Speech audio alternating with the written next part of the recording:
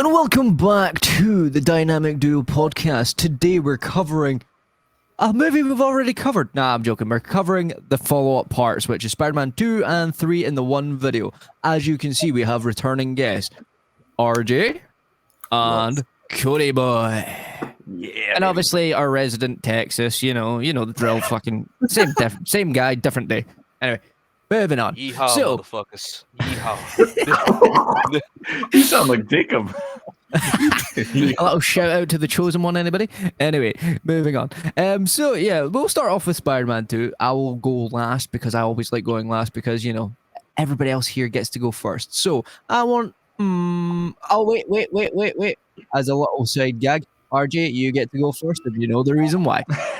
Okay. So, if you've seen me on the King of Pop Culture, if you have any audience members of KOPC Sunday Stream, you know from the OG days, I'm not the biggest fan of this particular movie that some call it a masterpiece. I just disagree with that, but I will give my reason for the 100th time.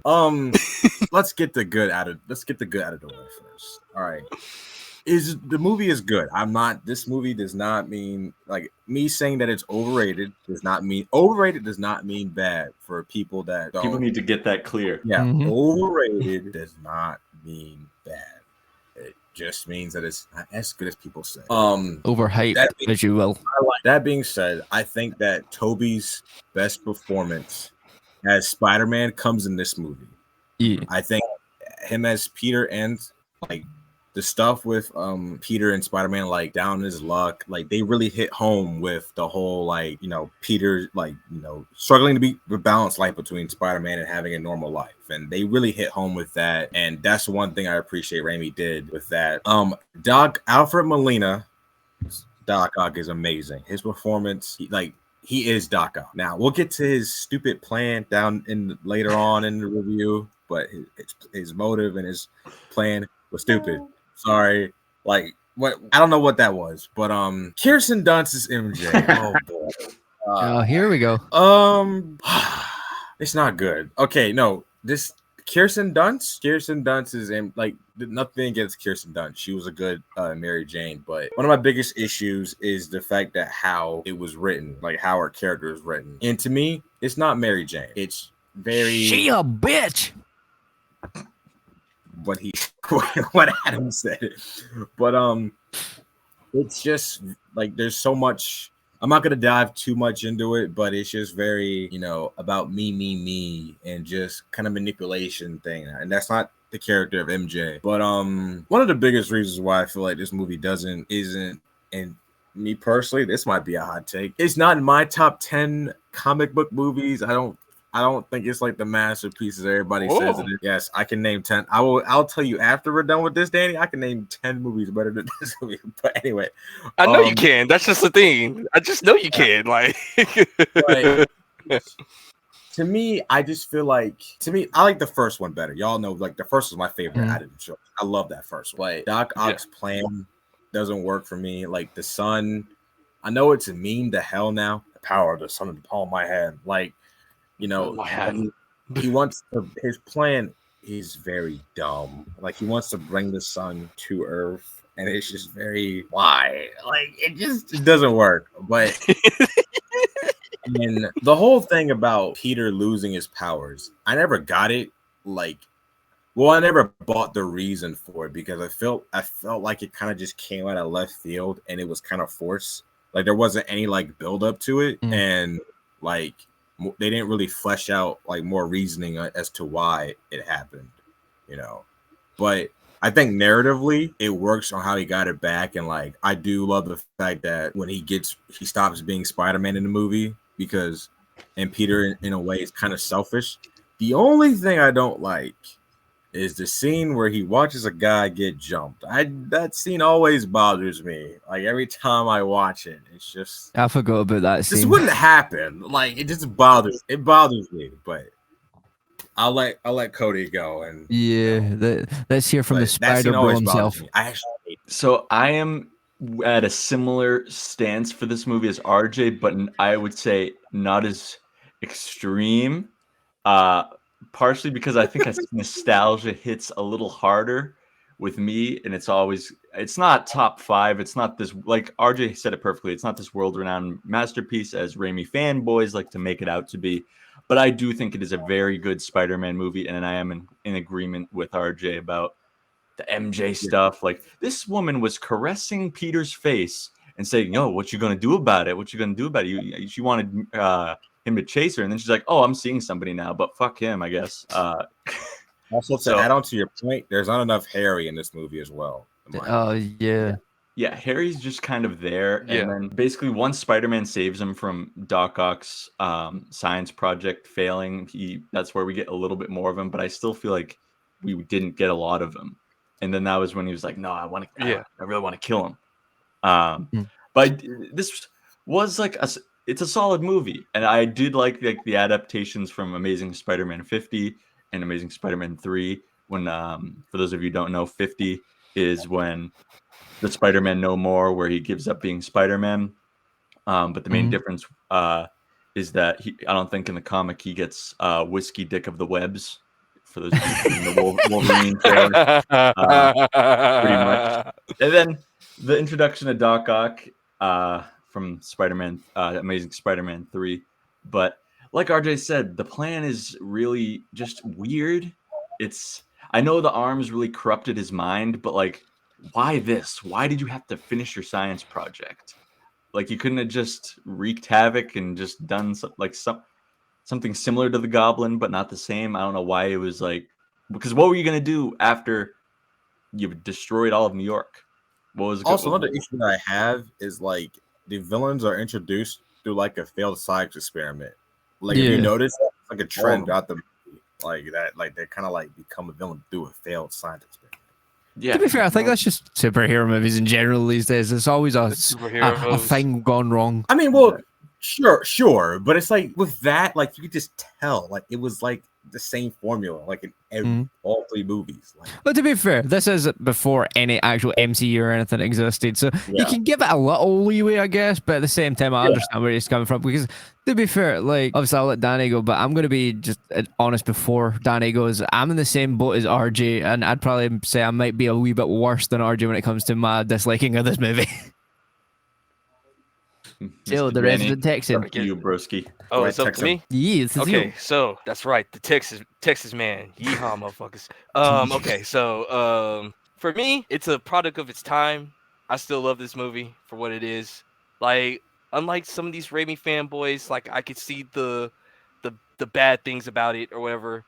But for me, I still like it. However, other than the Kirsten Dunst, Mary Jane type of stuff, like basically she did the "We Belong Together" Mariah Carey video at the end of the movie. I mean, Doctor Octopus, cool, like great villain. The plot is pretty generic, classical superhero trope. I mean, supervillain trope or whatever. Like, want to take over the planet. Over the MacGuffin is trying to put the sun in the palm of his hand or whatever. So yeah, it's a little stupid or whatever.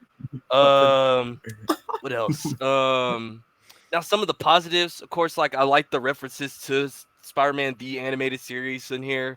Like obviously, like if you notice it, like they're taking it from the episode where like they're doing the Man Spider arc or whatever, where he's like losing his powers. But I kind of wish for me would have been like a good, like, member berries. If he had like a dream of the Man Spider, of him being Man Spider, I think that would have been good. Like have that horror aspect that Sam Raimi is good with. Yeah, basically.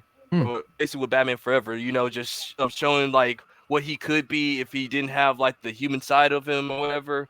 I think that they could have went that route with him losing his powers, and I think a lot of people will forgive it a little bit more or whatever, of him just having like dreams of him being Man Spider.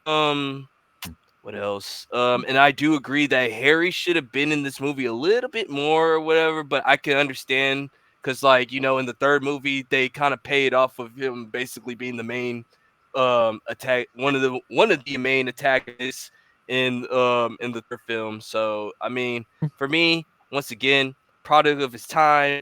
I still love it for what it is. It's still in my top 10 favorite superhero movies or whatever, but it's not in my top 5 or whatever. It's probably like number 7 or 8 or whatever. But for the most part, yeah, that's how I feel about it. Product of its time, still like it for what it is or whatever. I'll throw it on every once in a while, just to just reminisce of the past. So, Mr. Scotsman, it's your time. Well, what can I say about this movie? For one, as we already established, Kirsten Dunst's MJ in this movie was fucking atrocious. The legitimate, the fact that, ironically, she's, tried to be portrayed as this lovable, love interest when she's pure cheating on her soon-to-be husband with so many guys. It's like, come on, you're pushing the boundaries a little bit too far there. Second of all, I'm pretty sure it's this movie where Peter's living in the apartment and he's delivering pizzas, right? Yeah, and he's got that fine ass other girl living across the thing, ready to put that thing on him, bringing him cookies and shit. And he's just fucking ignoring her. What the fuck's that shit all about? Don't ignore her. It's she's clearly interested. And also, she's not making it about herself. She just likes you. So why the hell did you not give a swing at that? I'm just saying. But also the fact that dococ, he is a good villain. But to me, a lot of the stuff that happens with dococ, it's it is very comic book panel base by base. So what you're expecting with the villain.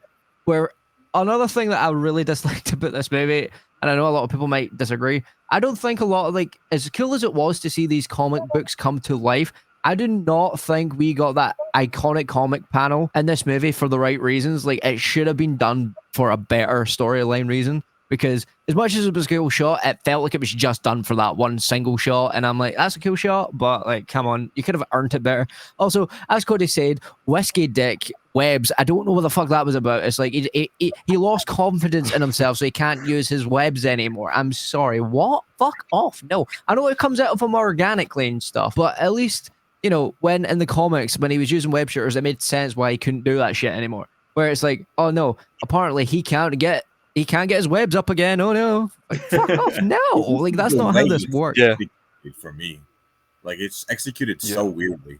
And that's another thing. Also, the one thing that I realized about the Raimi trilogy is it's the one Raimi trilogy. It's the one trilogy of Spider-Man where Aunt May is constantly the fucking person getting stolen and running away with, or she's getting attacked every movie. Leave poor Aunt May alone, please. She pissed me off. You're pissing off in this movie.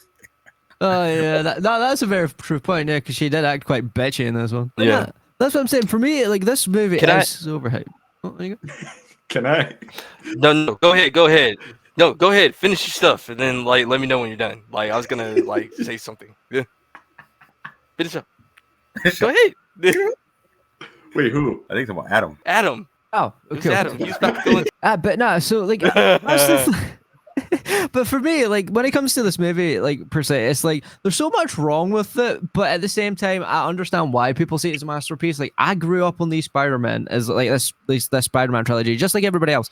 But I do this amazing thing where I rip out my nostalgia and go, right, let's be objectively here. Right, this is a very bad movie. It's dated to shit. Harry's not in it, as everybody's pointed out, as much as we would like. Also, you get the wee tease at the end that he's going to become Green Goblin. Oh shit, it's almost like we never saw that one coming. The third one. Well, go ahead. Yeah, but that's what I'm saying. It's so many, there was a lot of things in this movie that made no sense to me. MJ was the number one annoying character and always will be the most annoying character in this movie. And also a little fun fact for people, I don't know if there's people out there that watch Vampire Diaries or the originals, the guy that is actually playing MJ's husband to be, Jonah's son, is actually Elijah from those shows, and I always find that fucking funny rewatching that, because now I just see a vampire type character as just a random dude, and it's weird. But no, it's for me overall, I think this movie is just one of those things that it's it was good for its time. There's going to be people that are going to hate on the video, probably being this is my best favorite Spider-Man movie. Oh my god, how dare you spread hate? And it's we're not spreading hate, my guy. It's just a not good movie. It is good for its time, but let's be real. I'm going to say it. I just think Tom Holland movies were better.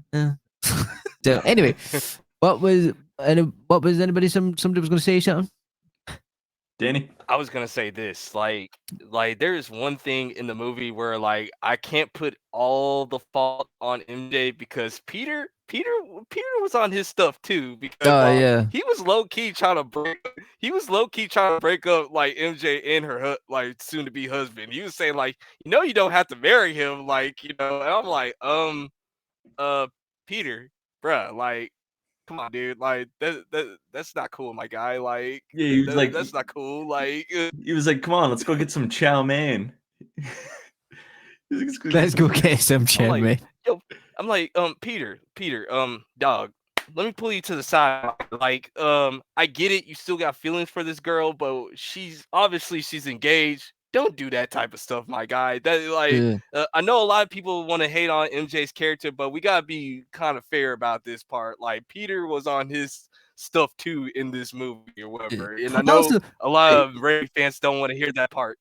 I just also remember. Do you remember? I'm pretty sure it is this movie. Like he goes to the theater to see her and shit. And he's sitting there with like a bouquet and crap, and like, like they really got my man Peter Parker over here, pure simping over a woman that's clearly taken. I'm sorry. What was up with him being a simp for these movies for MJ? Like seriously, this is the only time Spider-Man has ever been a true simp.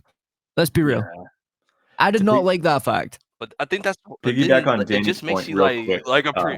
Go ahead, Just bro. real quick, just to piggyback off Danny's point that it isn't all MJ's fault. Like Peter was kind of playing mind games. He was like, "Yo," when he went to her show, he was like, "Hey, what do you think? Pick up where we left off." And then at the end of the movie, he's like, "Nah, I don't love you. You and I can never be." So it's like, come on, Pete, make up your mind, man. Yeah, it's almost like they couldn't make up their mind what they wanted the characters to actually end up doing, so they just kept doing. Legitimately, I'm not. Don't take this the wrong way, Raimi fanboys, but it was a bit CW drama for me. It's like, will they, won't they? Will they, won't they? It's like, dude, get to the fucking point. We know in the comics that they're going to get together, so stop dragging it out for 3 movies. Yeah. And also, when we get to the next part of this video, I'm gonna rag on that part, on a certain part for that for a reason. Anyway. So let's get to the ratings. I'll go first for the ratings this time. See, as a Spider-Man movie and a nostalgic movie, I'd give it like maybe like a 7.5 and an 8. But as like just an objective movie standpoint now for me, I'd give it a 6. Like I don't go back and rewatch it, like unless it's with you boys or as like a fun background movie. So for me, I'd think it would be around about there. How about you, Cody? All right, so from a pure nostalgic product, like during the time, I would say it's like an 8.5 to a 9. But in terms of like nowadays, 2024, objective movie perspective, I'd give it probably a 7. Okay. How about you, RJ? As a movie, I give it I'm gonna go the opposite. As a movie, I give it like an 8.5. As a Spider-Man movie, I give it like a 7.5. Yeah, fair enough. And the resident Texan, go. Yeah, motherfuckers. Okay, so like the for Spider-Man movie, I'm gonna say a little classic line. A great, I say that's a solid 8 out of 10 for a good Spider-Man, like right there. Yeah, and then like, see, that's how you do a joke, by the way. Like just for everybody out there. If you know, you know. And second of all, and we don't overuse it around here. And then like, and for and for like just a movie, probably like a 7.5 out of 10 for like a normal, a normal movie. It's a product of its time. It's the mid 2000s. Yeah, when we had phones that were like bricks, when we like you didn't have internet on your phone. Okay, this is the old man talking. Like times was good when we didn't have a whole bunch of internet. But I digress. Let's talk about part 3. Yeah, this is gonna be this is fun. Let's go. Yeah. Well, I'll go first for this one because then it changes it up in the order, and then I'll let whoever else wants to go after that. So Spider-Man 3 for me is one of those movies that is so bad that you love it because it's cringy as fuck, but at the same time you hate it, especially because it's a fucking Spider-Man movie, and what the fuck were they doing with Spider-Man? One, why the fuck did they introduce Gwen Stacy this late into the fucking story out of the blue? And also it's just like a wee Flash cameo basically for she is in the movie but not enough to quantify her actually being a love interest. So it's like it's cool she's there, but it's like oh no, Mary Jane's getting jealous because he had to kiss her on a stage. It's like, fuck off. I don't care. At the end of the day, I like the fact that she was there. When it comes to like the villains, I'm sorry, I don't know if Sam Raimi was on LSD or some shit, but this is more bipolar than like anything I've ever seen. It's like he couldn't make up his mind of what he wanted, and then the studios were trying to get involved and add so many villains. So by the end of by the end of the movie, there was too many villains. Also, the retcon for the first movie as well for like Uncle Ben, I didn't like that shit. Like, don't get me wrong, I understand what they were trying to do with the Sandman, but I've always hated it when it comes to these movies where it's Batman, Spider-Man, whatever fucking superhero it is. See, when you try to tie the movie together because, it makes more sense for the plot, but it makes no fucking sense at all. Like, stop doing that shit, please. Because that's what this was. It's like, it was cool. I see how it could have worked. It could have worked. But to me, it's like, why retcon such an iconic death just to introduce a new villain that has already got their own backstory that you could have brought them in with, or even made an entirely new one and make a different take. To me, that would have been more interesting than, it was the Sandman that killed Uncle Ben that one time, we all know how we feel about Topher Gracie's Eddie Brock. Like, that was not Eddie Brock, that was Twiggy Brock, if you were going to say anything. So just as what it is. And then also, the only thing I actually think were like 10 out of 10 in all these movies was J. Jonah Jameson, and that is because he's portrayed by the wonderful dude that played him. So, like, that's Gene like Simmons. Gene Simmons. Like, Gene Simmons was the wonderful actor that played him, and he never missed a beat. He's that good they had to bring him back because no one else could do it. So, that's what I'm saying. Another thing, as much as I hate to admit this, I did copy the Spider-Man 3 dance when I was a child. Yes, I did do the fucking horrible Tobey Maguire weird dance moves in the black suit. I done that as a joke as a child, but looking back, it's the most cringiest shit they've ever made Peter do. Like, I get it, he's supposed to be symbiotic energy, but he's not supposed to be a fucking My Chemical Romance kid. I'm sorry. Like, no, he's not an emo kid. He's not an emo kid. I'm sorry, it just doesn't work. Also, I'm not gonna lie, I can't remember much of MJ in this movie, to be honest. Like at this point, I think I gave up on caring about the MJ storyline. So I was just like, great. He's what it is. So how about you, Danny? For me, okay, so this one is a meme, and God bless the memes, because you know what? The internet was amazing. Okay, so I was just not that far away. I just like discredit there's too much internet. But in this context, the internet is amazing because guess what? We got Tobey Maguire memes forever, okay, because of this movie. So other than that, this movie is in that category of that Batman and Robin category. It's really bad, but it's really good at the same time. I mean, it's not bad. It's not worse than Batman and Robin, but it's getting close there or whatever. Too many villains. I mean, you have Harry. Like, they basically made Harry the MacGuffin again, him losing his memory. So like that away, we'll justify we're keeping Harry out of this movie so we can focus on Peter a little bit more, even though you basically did the same thing in number 2. Second of all, of course, the retcon on why Uncle Ben actually died. I didn't really like that. I'm like, what's the point? Why are we here? Why don't you even like retcon that? I understand. As my friend RJ would say, Abby Arad, and we haven't even talked about the Venom stuff. Yes, the Force of Venom was horrible in this movie. My goodness, Topher Grace as Venom. That is not Eddie Brock at all. He was not Eddie Brock. I don't know what that was. Obviously, it wasn't Eddie Brock. I don't get it. I didn't get that part. And as far as like Peter doing the little, hey, and looking like Billy Joel from Green Day, like I was not a fan of that. Like he looked like he was like doing a Green Day audition while playing Spider-Man, and I like Green Day, but Green Day and Spider-Man should not be mixing. Um, that's all I can think of right now. Who who am I throwing Right, the alley off to? who Like, wants I'll it go most? if you want, RJ. I'll go. I guess I'll Okay. go. This Throw it to movie RJ. is this movie is purely on Avi Arad and Sony. It is not on Sam Raimi whatsoever. There is a good movie in here, and it was Sam Raimi's movie. There's two versions of this movie.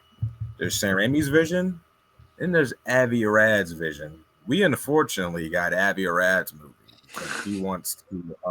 He wanted Venom, and he wanted to sell toys. So yeah, that's why. So I don't put this movie on Sam Raimi, not whatsoever. And this, unfortunately, this was the start of like Sony just getting involved in Spider-Man. Like this really kicked off like Spider-Man 3, TASM 1, TASM 2. Yeah, it just wasn't good. But anyway, why is Venom in this movie? Like, it just makes no sense whatsoever. Topher Grace, okay, here's the thing about Topher Grace. He's not Eddie Brock, but in a weird way, he's a decent Venom, if that makes sense. Like, he's actually really good when he's as Venom, like the way he talks. But when he's outside that symbiote, that dude's a dork. Like, it ain't Eddie Brock. That dude's a dork. Eddie Brock is supposed to be like this muscle-bound, like, you know, tough guy, an asshole in a way. Kind of like, you know, a good. If we were recasting Eddie Brock, if he was a bit younger, Alan Richardson would kill it. Yeah. Forget it, bro. Yeah. He would be great. Yeah. But I like Sandman. Sandman's kind of the movie, kind of carries a movie in a way. Like Yeah, his story arc does. Yeah. His story arc is really, really good. Yeah. MJ, I'm not really gonna talk about her. She just She really didn't do nothing wrong in this series, to be honest with you. Like, if you want to keep it, she didn't really do anything. She was kind of justified of being mad at Spider-Man. Yeah. Also, I agree with you, Adam. I don't really see why Gwen. I forgot who said it, but why is Gwen in the like? As much as I love Bryce Dallas Howard, I love her as Gwen. There was no for other reasons. There was no like. For obvious reasons. There was no. Well, she can run in heels against dinosaurs, so just saying, you know. There was no story reason for her to be in this movie. Like, it's just like she's just there. That was the Abby Red. It's just like Abby Red. It's just having like it's just like having like one of those fucking cutout boards. Just like, oh look, Gwen's here. Hello. I'm pretty sure that like the studio made it like a mandate to have like another love interest, and they were like, oh. Gwen Stacy. I'm pretty sure Abby Should have been Black Cat. Should have been Black Cat. Yeah. Well, that could have been Spider-Man 4. I thought that was going to be. Yeah. Felicia Hardy. I thought she was Felicia Hardy. And Hathaway that would have made it interesting. But this movie is. Here's the thing about this movie. This movie is a comedy. It is funny. It is the funniest Spider-Man movie of all time, and there's no movie that will top it. It is a straight comedy. Okay. It is. You watch this with your friends and you laugh. It's the Bully Maguire dance. I know it's meme to hell and it's funny and we all laugh at it, but Peter Parker wouldn't do that shit, bro. Peter Parker wouldn't do this. This man had all three women at his disposal with Betty Brant, Gwen Stacy, and Gwen. One movie. The one thing I say is that Harry being Goblin Jr. Sorry, that it doesn't work for me. I know it's just the fact that there's no build up.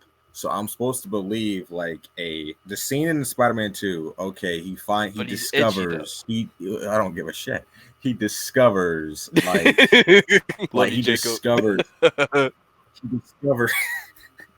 Now I see what you did. He discovers his father's stuff. And he discovers like the serum and all that stuff. I just can't buy that, like him being Goblin Jr. Like I know that like it's just like a weird segue of like, okay, it just felt like Sam Raimi was like, okay, I already have a bunch of shit in this movie. Oh, I forgot about that scene in the second one. Oh, he has to be Goblin Jr. too. Like it's not earned to me because like he's barely in the second movie, and then we see that scene in the fight where he discovers like the Goblin's lair, and then in the third movie he's like Goblin Jr. and he's like good at it. It doesn't work for me. That might be That might be a hot Revenge take. me. Shut up! Like, it just doesn't work for me. Yeah. It's cool. Don't get me wrong, but it just doesn't work for a reason, and it's not earned.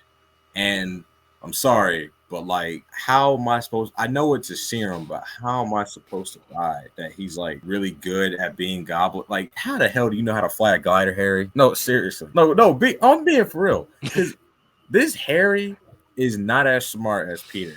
Like, when Peter and Harry are like next, like when Peter talks about like science stuff, he makes Harry seem dumb. Okay. Oh, Like, yeah, that's especially another thing I forgot about these movies. That's that true. yeah, like, That is true. no, I'm sorry.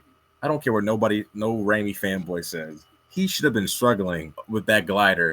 And when he was trying to kill Peter in like the first half of the movie, and he should have been struggling in the second half when they're fighting Sandman. He should have been struggling because he doesn't know how to use this shit. Yeah. And another thing that I hate, the memory shit with Harry really pisses me off. It really irritates me. It was a MacGuffin. Like, Another MacGuffin. What are we doing? What are we doing? Like, but yeah, that's my thoughts. Just a Pretty memes boy. comedy. All right, so a lot of these boys made some pretty valid points that I'm in agreement with. When I was a kid, I thought this was the greatest thing since sliced bread, man. The greatest movie of all time. This was it. Then I grew up, got a little perspective, and I wish I never did, because I liked the days better when I thought this was the greatest movie of all time. But now I'm 26 years old, and this is not the greatest movie of all time. It is one of, if not maybe the worst Spider-Man movies of all time. And Sony, I agree with this with RJ so much. I think if Raimi would have fulfilled his vision, we'd be talking about maybe Spider-Man 2 quality, like as good as a film as that, maybe even better. I'm not sure. Sony kind of interjected a little too much, or a lot of too much. And we wouldn't have got the Amazing Spider-Man after this if they actually done a good job. Just remember that. Yeah, exactly. Damn it, Sony. I hate the TASM movie too. This is just overstuffed with. What that with Gene. Yes. Just Love you, Gian. so overstuffed with villains, and they just don't know what to do with all of them. It seems like, okay, we got to spend time with this person, and we got to make up a reason why we are taking a little break from him, with like the whole amnesia stuff with Harry.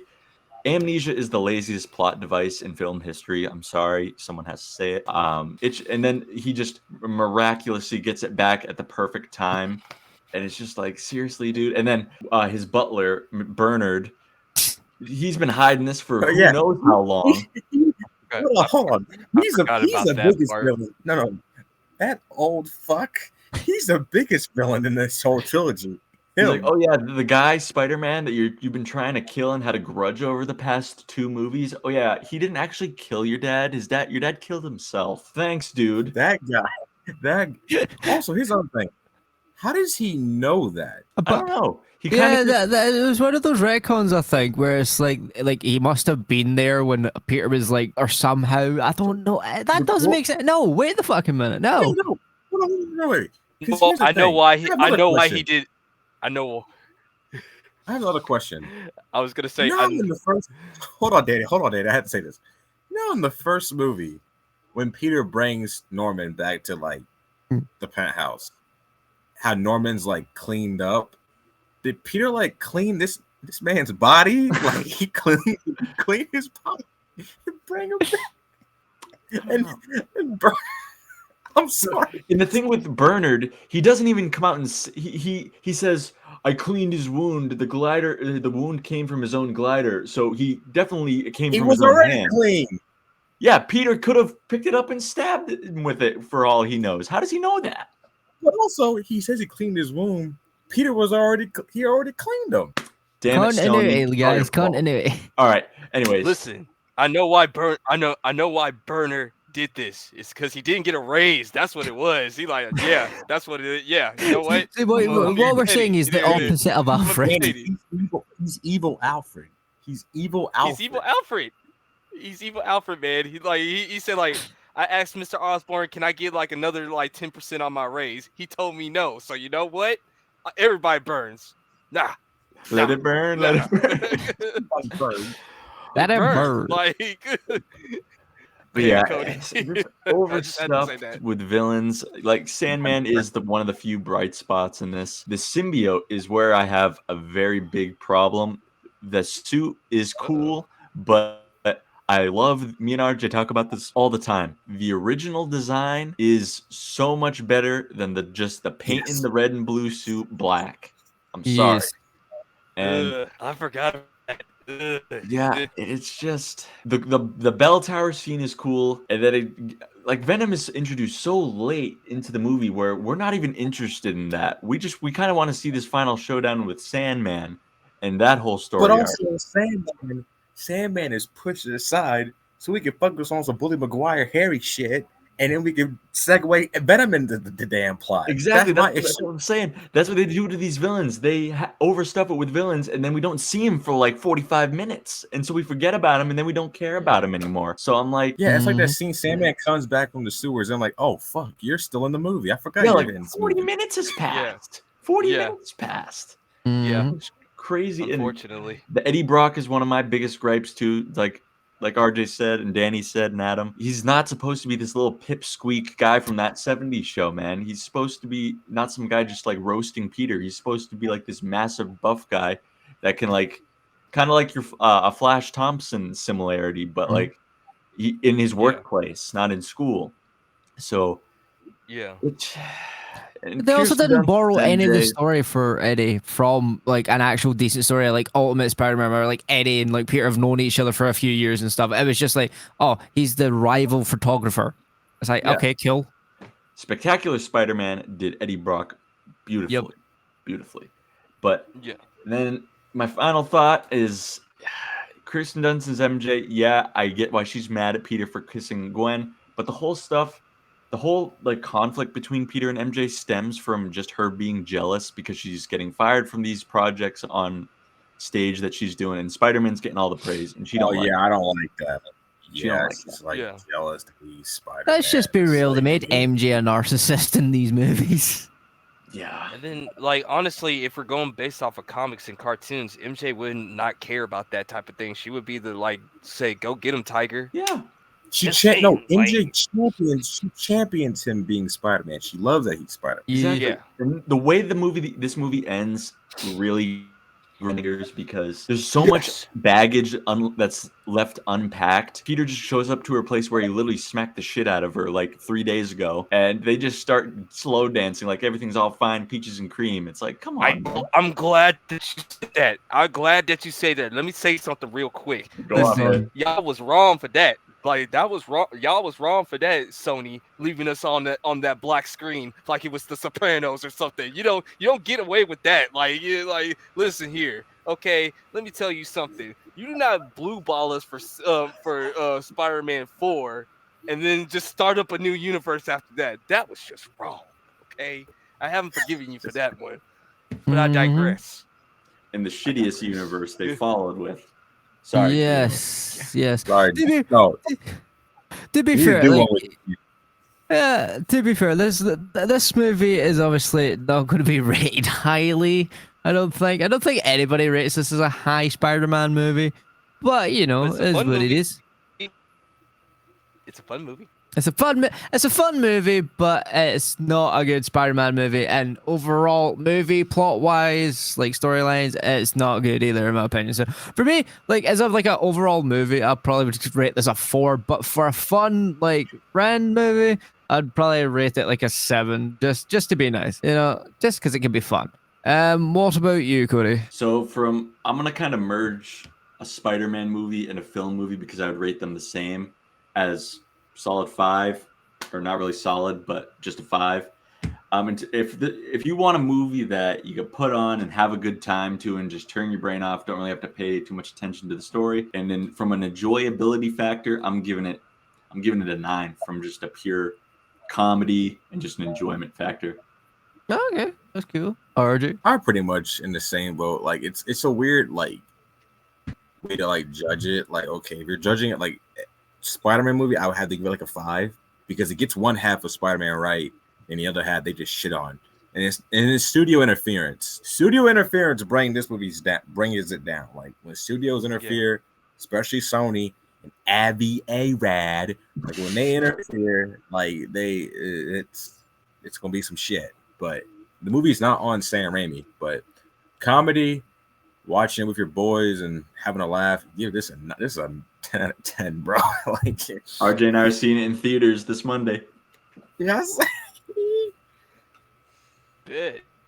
Okay. I guess. Danny, what about I guess you? This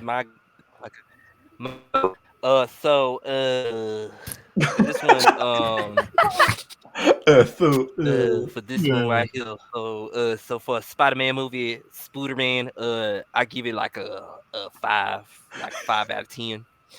5 out of 10. For how's to say it down here up and down south, for like just if it's with your boys and we're just hanging out, I agree with RJ. So it's gonna be like a good old 9 out of 10 or like a 10 out of 10 because we just have fun. Okay, now but real talk, like yeah, five for a Spider-Man movie, like, but if it's just a popcorn flick, it's a good like 9 or something or a 10 or whatever. Like, turn your brain off, don't nostalgia on, like we're having fun, like just like the old days on the streaming of the Kings of Pop Culture when we were doing like watch parties, me and RJ like making fun of it at the same time, like saying like who's the better Spider-Man between Tom Holland and like Tobey Maguire.